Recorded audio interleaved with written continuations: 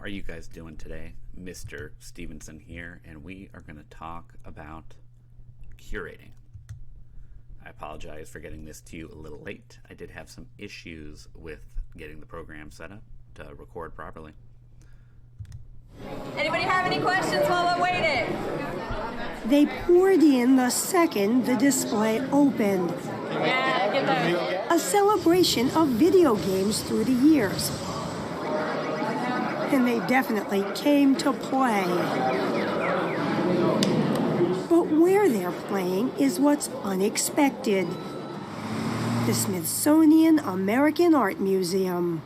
You could say video games are a great grassroots expression of culture and, in some cases, art in our democracy. And museum director Betsy Brune says the video game exhibit, the first ever at a major American museum, has caused so much excitement it will travel to 10 other cities, illustrating a growing understanding of the public fascination with the games. One time a single game was offered for sale and sold 6 million copies in one day. You know, that's more people than go to the Met in a year. So when you begin to understand how pervasive it is, I guess the bigger question is, why did we wait so long? Indeed, when you look at some of the images, they can resemble moving paintings. From abstract to figurative to landscapes. There's one reminiscent of Japanese woodcuts, and another that's been compared to an M.C. Escher work. But fans say it's not just how video games look that makes them works of art, but also how they engage the imagination and stimulate players to think about what moves to make. Video games, by their nature, by their interactive nature, can help us find connection with deeper questions that we may have inside of ourselves. Longtime game developer Chris Melisinos curated the show. There has never been another form of expressive media that has captured multiple generations as quickly as video games have. The exhibit begins with 1970s and 80s action-adventure games like Pitfall, Combat, Space Invaders. And surely you remember Pac-Man from 1981, in which a yellow dot with a mouth tries to eat or be eaten by ghosts. It was an international sensation. I'm a big fan of this game, but I'll tell you something. When I was playing it, I never thought that I was engaging in art. But Melisinos says the artistry here was in Pac-Man's becoming one of the first games to appeal to women, who now represent 40% of gamers. Released just a few years later, in 1985, Super Mario Bros. Introduced a much more complex world and a video hero as players manipulated Mario to find and rescue a princess. There were many studies that showed that he was more popular as a character in the minds of young Americans than even Santa Claus. The Super Mario series evolved over the years, with more complex graphics and scenarios. And because technology is such an important factor in the games, the exhibit showcases some of the playing devices used during 4 decades. But along with better technology comes better ways to do battle, which has sometimes led to controversy. There has been criticism of video games as a very violent medium. What do you say to that? We live in a world where not including some of that would be unrealistic. But really, I think you'll find in these games a deeper message. In fact, games like 2010's Heavy Rain, which explores the boundaries of parental love, Jason, no! do aim to touch our emotions. And if there's one thing this exhibit illustrates, It's that for video game creators, the journey is just beginning. We're able to create worlds and environments that just don't exist in the real world. It's boundless, it's limitless, and that is definitely part of the attraction.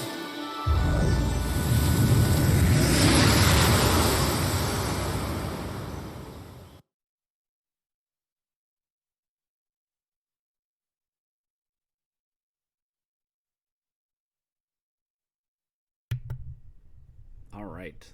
So, what is a curator? A curator is a keeper, manager, or custodian of a collection. Just like the custodian at school takes care of the school, keeps it running, that is what a curator does. Here in this sense, the video game exhibit we just watched is a traveling exhibition, so they manage and design and kept up this collection, and then they displayed it for everyone to see. We're going to watch a quick 3-minute interview with the curator of that video game show, and he's going to talk about how he chose and designed and laid out things so that everybody could see them and understand them.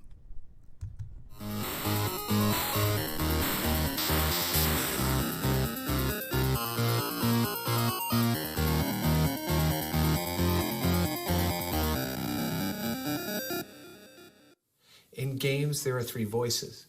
There's the voice of the creator, there is the voice of the game, and then there's the voice of the player. And that is what separates video games apart from any other expressive form of media that we have today.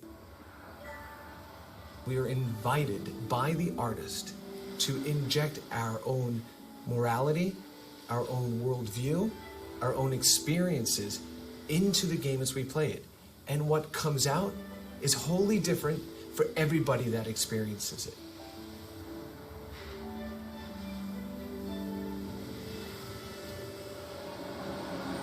And that's why it's important, because there is no other medium that affords the world this incredible opportunity.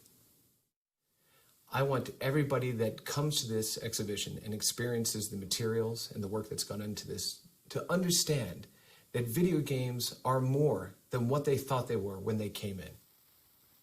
So the exhibition's actually broken up into 3 distinct areas. First area is, of course, listening to the artists, the designers, the programmers, the musicians talk about their craft, talk about the media. Tim Schafer and Warren Spector and Nolan Bushnell and the people that were pioneers in storytelling. And so you get some background into what you're about to experience. So moving from there, we've chosen 5 playable games, 1 game that represents each of the 5 major eras. And these are games that allow people to experience games that propelled those eras forward, that created mechanics and storytelling opportunities that then other games built upon. And finally, you arrive at a place where you're able to actually see spread out before you the 40-year kind of history of these games and the systems that acted as touch points within each of those generations. As you're experiencing the materials, you're actually able to see the evolution of the art, the evolution of the storytelling, the evolution of the meaning of these games. But hear the echoes of the mechanics of those games all the way back to the beginning. Given the era in which certain games are made, the technology isn't present for the entire story, the entire narrative to emerge, because there just wasn't space or power in which to do so. You may see Pitfall on the Atari VCS at the beginning of that part of the exhibition, and see Uncharted 2 at the end of that exhibition, and understand that the origin of mechanics are the same. And that's what people are going to be able to experience. The creative process, the mechanics that allowed things to move forward, and the evolution of the form over time. So, as people leave this exhibition after experiencing all these things, my greatest hope is they go home, re-experience these games in a completely different light. And they use them also to find connection that may have been missing within their own lives. Games are so much more than just code that runs inside of the computer. You were looking at the output of passion, of love, of art from the people who create these games.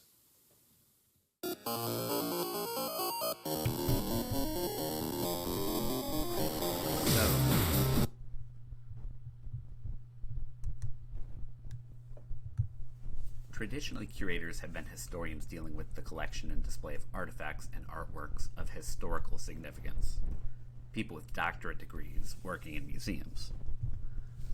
As time has gone on, collections and items have become more varied. People have used similar techniques to traditional curators, choosing and arranging items based on importance, color, style, size, for a diverse number of items and venues. So now we're going to look at a video, and I want you to look at these people and consider them in the realm of a curator. Do you think some of these people are curators or not?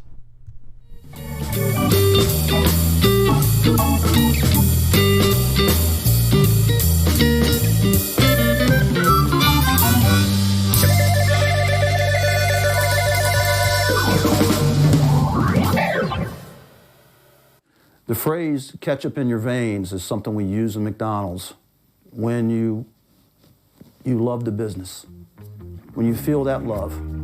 Meet Mike Fontaine, owner of the world's largest collection of 75,000 pieces of McDonald's memorabilia.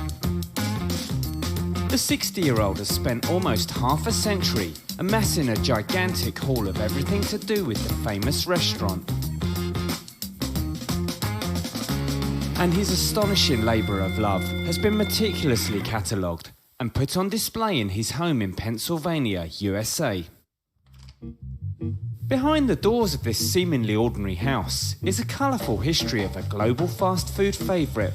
I have glasses, I have Happy Meal toys, Happy Meal displays, equipment, lapel pins.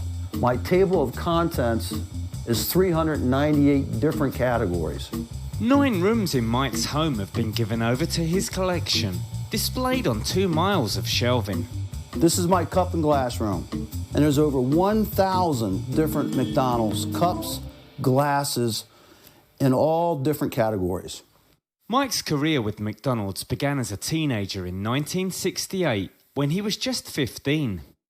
I started with McDonald's when I was 15, and at age 30, I actually owned a McDonald's restaurant.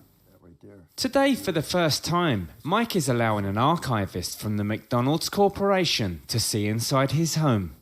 In my opinion, as the McDonald's archivist, I believe Mike has the most encompassing collection in the world. It's in pristine shape, they're one-of-a-kind pieces, it's just awesome. With the collection still growing, Mike has big plans for the future of his life's work. My ultimate goal for this collection is for McDonald's to help me build a museum. By charging admission, the money could go to Ronald McDonald House Charities to help kids around the world who have cancer. How many yo-yos do I own? I can't begin to count them all. Disney Plus, Hulu, and ESPN Plus team up. Oh my God, oh my God! Epic stories. The largest streaming TV library. And can't miss sports. Are better together. Get all 3 for $12.99 a month.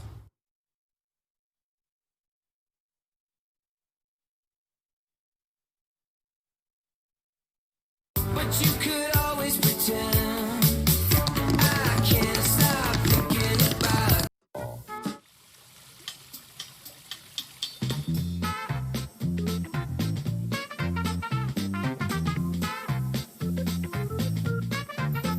Well, my real job is I am a physician, I'm a dermatologist and a skin cancer surgeon. I've treated over 30,000 skin cancers since I've been here in Orlando, Florida.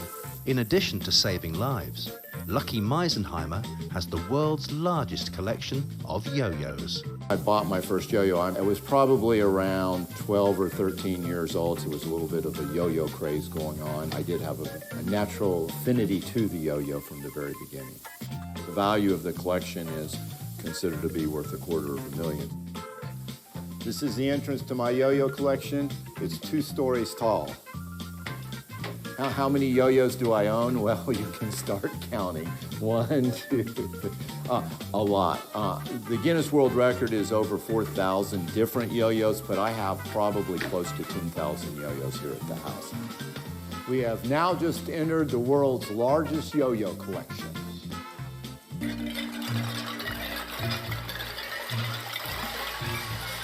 My most favorite yo-yo out of all these thousands and thousands of yo-yos, you might be surprised, is this little plain green yo-yo, but this is kind of the holy grail of yo-yos. It's a Flores yo-yo, and the reason it's important is that Pedro Flores was the first person to name the yo-yo yo-yo in the United States. Before this, they were called bandolores. This yo-yo here in 1990 was the Guinness World Record's largest yo-yo. It was 6 feet tall and it weighs 820 pounds. And everybody wants to know, well, does it actually have to yo-yo? It did. It required an 80-foot crane to do it. Each yo-yo has its own little story. I'm really a yo-yo historian, if you will.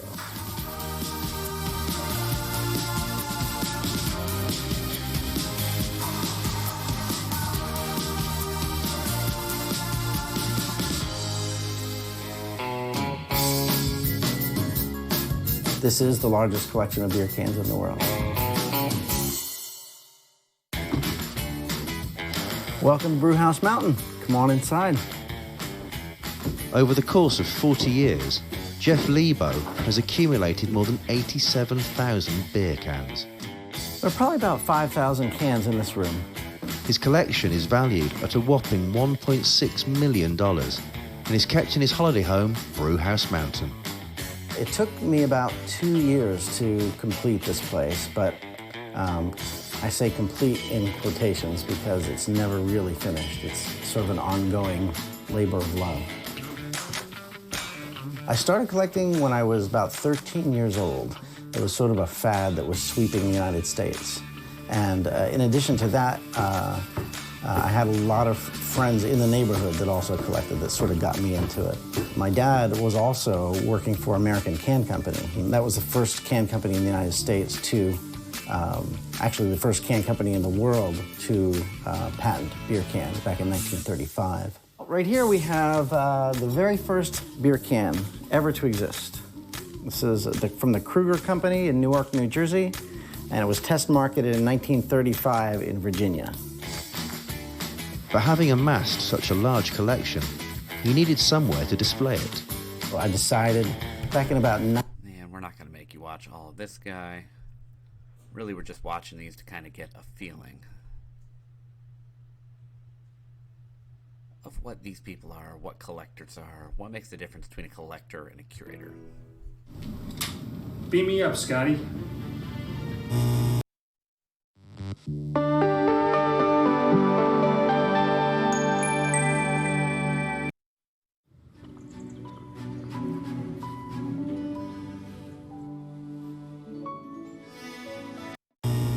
Anthony Sforza has boldly gone where few Trekkies have gone before, by turning his basement into a Starship Enterprise replica.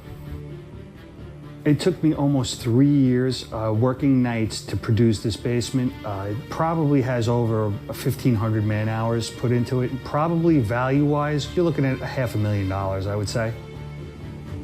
Like millions across the world, plumber Anthony became captivated by the exploits of Captain Kirk and his Starfleet crew. I started collecting Star Trek memorabilia back in the early 80s. Then we went to a convention that was in New York City, and it was unbelievable. You could actually purchase props, and that's what I started with. In 2010, he decided on his most ambitious project to date, creating his one-of-a-kind Star Trek basement. My collection probably has about 300 pieces in it. The most notable pieces of the collection are the captain's costume, which is called a Monster Maroon. To find the materials that they used on the show was next to impossible. You can't get an answer from anybody. So I was able to purchase a piece of the set during one of the auctions and then pulled it apart to find out the exact paint and materials that were used, and that's how I created the space. His family enjoy nothing more than retiring to the basement to watch their favourite shows on the Captain's Bridge.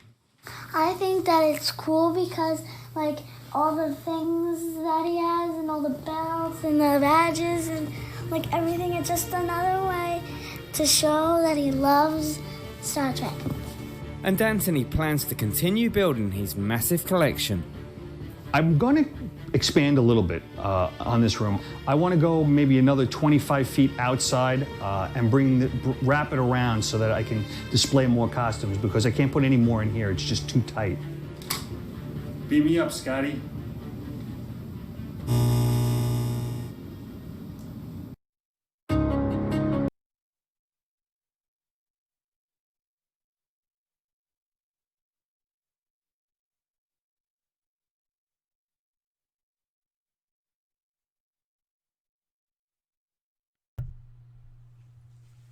So why could we argue that these people are or are not curators?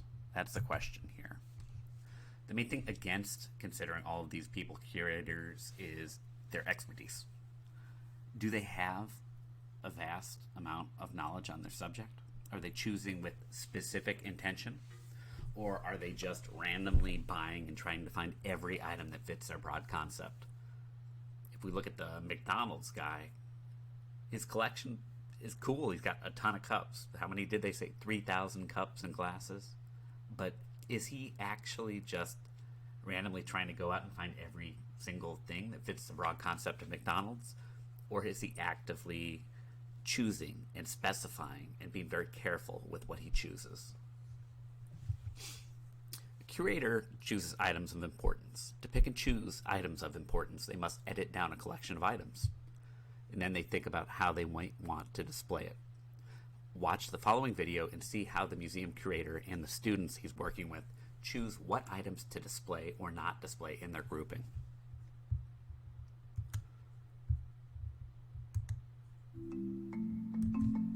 I'm Paul Martineau, and I'm a curator.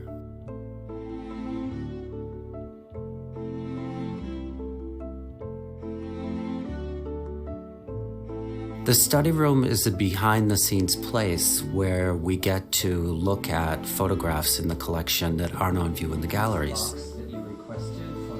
Anyone can come to the study room if they make an appointment and they have an idea of what it is they'd like to look at. Was this made using the silver gelatin process or the photomechanical process? When visitors come to the study room, it is a pleasure to share the riches of our collection, which is broad and deep. People are very curious about what I do as a curator and how the museum functions. One of the best things about my job is getting to interact with the public in various ways and sharing my passion for photography with them. Today I'm working with a group of students to teach them how curators approach selecting images for a show. What I thought we could do is take a look at these pictures and slowly remove pictures until we arrive at the 4 pictures. We usually start off with a large group of photographs, and we look to narrow those down by a variety of different factors: how they relate to one another, the period in which they were made, their size, their tonality, and if they hang well together. I think this one seems out of place. So now we need to remove 1. Get down to 4. Does anyone have a suggestion? Maybe we can take away this one. Okay. We already have the bananas. Okay, we'll take that one out. The exercise that we did today mirrors the process that curators go through when they select objects for an exhibition. The reward for all the work is seeing people interacting with it and enjoying it.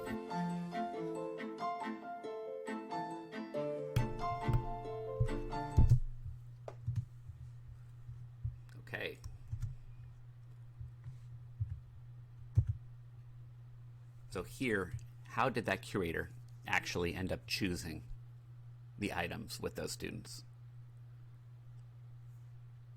It wasn't something really serious. It was something kind of goofy, like, we already have a picture of a banana. Do we need more pictures of bananas? Something that simple can be how we're editing things down. So for the next assignment, I want you guys to be challenged. You're going to curate a selection of 5 to 8 items. The items can be photographs from the internet or physical items. I want you to hypothesize. Hypothesize means to consider and try to make the best guess at the best way how to display these items. It's not a list of favorites. You're not picking items or photographs based on what you like necessarily. You're basing them off of historical or cultural importance. Pick your items based on how they might go together with the other items you choose. And I want you to think about the color and size of the items. Here is a list of potential curatorial concepts / ideas to get you started thinking. You can use one, or you can choose your own. It needs to be school appropriate. You can make a selection, a curatorial selection where you're thinking about how they go together and why they might go together of fast food restaurant items. That's kind of like what Travis Scott did with McDonald's, right? He made his own McDonald's meal. He added barbecue sauce. He explained it. If you watched the videos, he explained why he put these items together. You can do sneakers. You can do animated television shows. If you're doing something like animated television shows or anime, it needs to not just be, these are the ones I've seen and I like. It needs to be something better. I directed one of you guys that wanted to do something related to anime to choose the best fight scenes or the best animes based on a school. Do something more specific.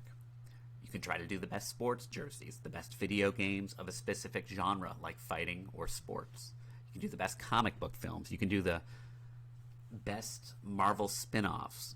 But when you choose these things, you need to think about the photograph that you're going to choose to represent it, or the item that you're going to use to represent it. Your finished assignment should consist of 5 to 8 images, a quick explanation of what you've collected and why is a good way to present them, and a short explanation of why each one of these items is represented in that selection. When you've done that, you can then talk about maybe why you didn't pick some things, why you've omitted selections that other experts in the field consider important. You could also talk about other ways you could present these items. If it's not a photograph or a GIF or a JPEG off the internet, it would be a different kind of list or a different photographic representation or even a selection of videos. I'm not going to ask you guys to do more than just make a Google slide, Google Sheet set of images and words, but if you were going to take it further, think about how you might be able to take it further.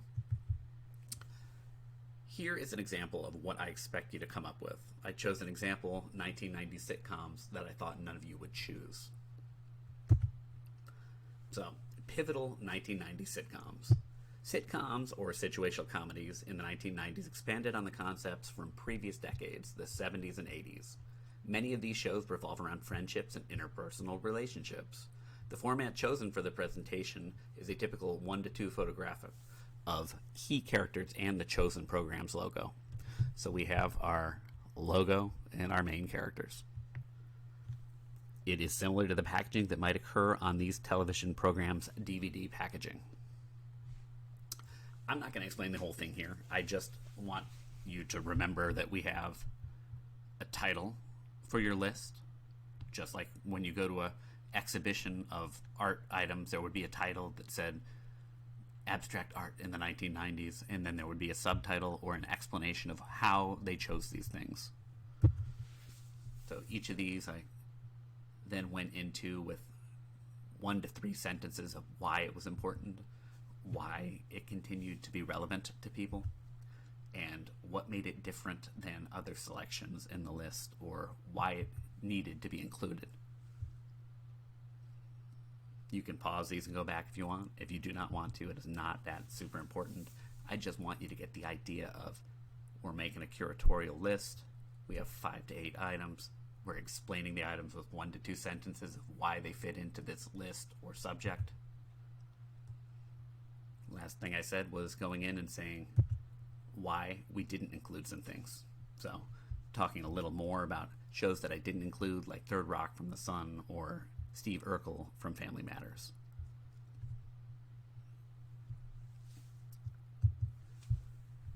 Anyways, that is the assignment. Once again, I apologize for it taking a little bit longer than normal to get out to you. Now that I have figured out how I'm going to push these out and do my PowerPoints with video, using another non-school computer, I will let you guys go. Have a good time working on this project. Have fun. If you have any questions, email me. If you need more guidance, email me. Bye, guys.